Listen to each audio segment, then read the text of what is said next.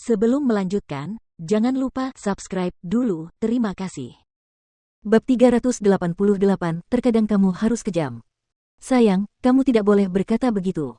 Bagaimanapun, Gihong adalah anakku. Ya, dia anakmu. Air mata mengalir di mata istri Su Wentao. Dan itulah alasan mengapa kita harus bercerai. Aku akan menyerahkan bukti perselingkuhanmu dengan wanita lain ke polisi dan memutuskan hubungan denganmu sepenuhnya. Sayang, aku. Ngomong-ngomong, siapa di antara kalian pemegang saham yang bernama Wen? Aku punya bukti tentang apa yang telah kalian lakukan terhadap suamiku dan bajingannya. Bukankah kalian menerima suap hanya untuk menyakiti saudara iparku? Semua orang terkejut mendengar berita itu. Jadi Direktur Wen benar-benar mengambil uang dari paman tertua Su. Tidak heran dia begitu bersemangat untuk menarik Papa Su dari jabatannya. Dan Su Yihong. Dasar bajingan, apa kau pikir Wen Hong adalah orang yang tidak peduli dengan garis keturunan dan mau menerima siapa saja? Anak yang lahir dari pelacur berani mengklaim bisnis keluarga Su.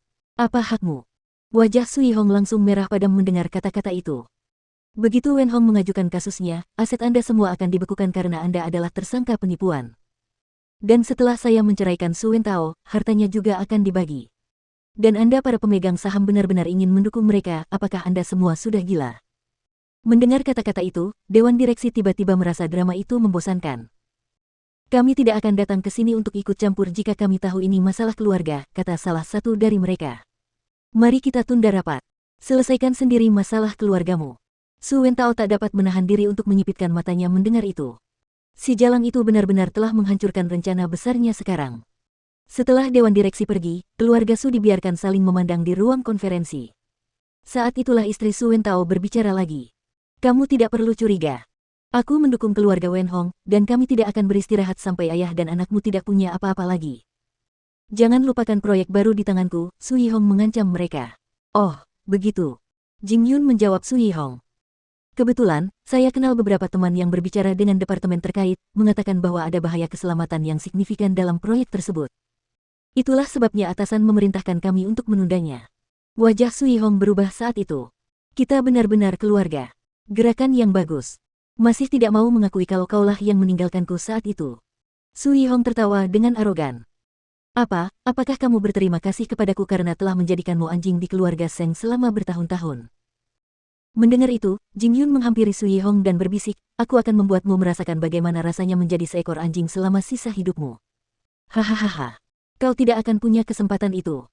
Biar ku beritahu sedikit, aku telah meninggalkan bom di Su Holdings. Belum ada yang tahu siapa yang menang. Apakah kamu berbicara tentang Yao Yao dari bagian keuangan? Jing Yun bertanya balik. Kamu benar-benar beruntung. Kamu tidak hanya membuatnya menghangatkan tempat tidurmu selama bertahun-tahun, kamu bahkan membuatnya melakukan penipuan akuntansi untuk mencuci uangmu. Dan dia masih percaya bahwa kamu bisa mengambil alih kekuasaan dan menikahinya. Kali ini, Su Yihong benar-benar tidak bisa tertawa. Dia tidak menyangka Jing Yun akan menyelidiki keuangan secepat itu. Tahukah kamu, departemen mana di Huang Yao yang pertama kali aku masuki, saat aku masih menjadi anjing keluarga Seng? Ya, departemen keuangan yang sangat kamu cintai.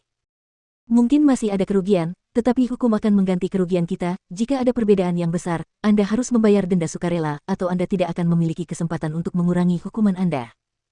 Su Yihong terhuyung mundur beberapa langkah mendengar perkataan Jing Yun. Saat itulah Su Wentao menepuk bahu Su Yihong. Kita pergi saja.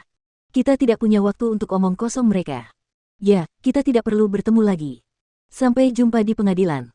Papa Su dan Mama Su saling berpandangan tetapi tidak berkata apa-apa. Baru setelah Su Yihong dan ayahnya pergi, mereka bertanya kepada Jing Yun, bagaimana kamu bisa mengungkap mata-mata di keuangan dalam waktu sesingkat itu? Saya tidak sempat memeriksanya.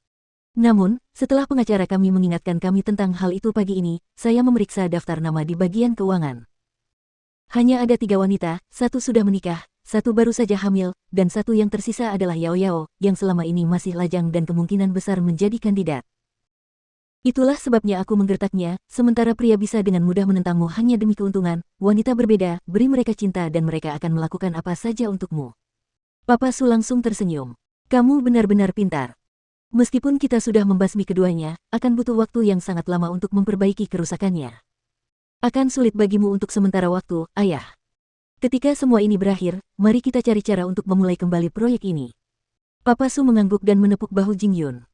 Di masa depan, kamu harus membantu ibumu dan bibi mertuamu yang tertua. Aku khawatir mereka berdua akan mencoba menyakiti mereka. Saya mengerti. Hari yang kacau itu pun berakhir.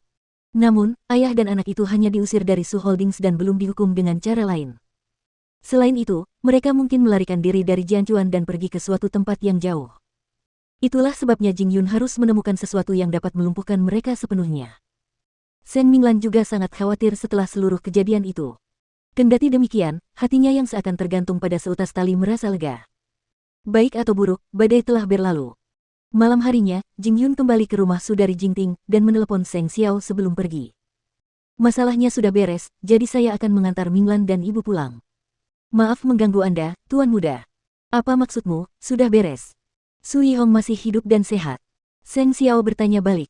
Terkadang kamu harus bersikap kejam. Ada orang yang tidak akan berterima kasih hanya karena kamu mengampuni mereka. Aku tahu. Itulah sebabnya begitu mereka kembali ke Sumanor, Jing Yun membuat beberapa panggilan telepon sementara Seng Minglan sedang mandi. Ketika dia keluar dari kamar mandi, Jing Yun menatapnya kosong. Baunya harum, Seng Minglan duduk di pangkuannya dan berkata, kamu tidak tidur nyenyak beberapa hari ini karena Su Holdings. Mandilah dengan nyenyak malam ini dan tidurlah dengan nyenyak. Jing Yun tak kuasa menahan diri untuk memeluknya dan mendesah lelah. Aku mungkin harus melakukan sesuatu yang tidak kau sukai. Shen Minglan membalas dengan membelai kepalanya dengan lembut dan menenangkannya. Aku tahu kamu sedang membicarakan Su Yihong. Lakukan saja. Tatapan mereka kemudian bertemu dalam kegelapan, dan Jing Yun benar-benar tidak bisa menahan diri untuk tidak mencondongkan tubuh untuk sebuah ciuman lembut. Namun, apakah ciuman itu akan memuaskan pasangan yang belum mendapatkan keintiman yang baik baru-baru ini? Saat sentimen menyatu ke bagian terdalam perasaan mereka, bagaimana mereka bisa membiarkan malam panjang berlalu tanpa ikatan yang mendalam? Sementara itu, kabar bahwa Su Yihong dan Su Wentao adalah ayah dan anak tersebar di Su Holdings, dengan kinerja Jing Yun dalam rapat dewan memenangkan kekaguman dari eselon bawah. Tuan muda ketiga Su sebenarnya adalah tangan kanan putra mahkota.